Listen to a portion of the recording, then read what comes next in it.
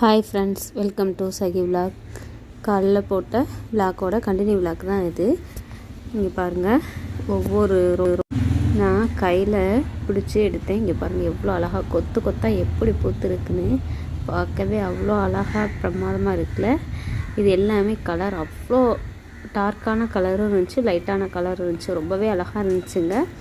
நானும் என் தங்கச்சியும் போயிருந்தோம். அப்படியே வாங்கிட்டு வரலான்னு சொல்லிட்டு பார்த்துட்டு நாங்களும் கொஞ்சம் செடி வாங்கிட்டு வந்தோம். ரோஸ் செடி இந்த வெயிலுக்கு கொஞ்சம் கலர் டிம்மாக தெரியுதுங்க. இதெல்லாம் பாருங்கள், பிங்க் கலரு. இது சாண்டல் கலர் ரோஸு.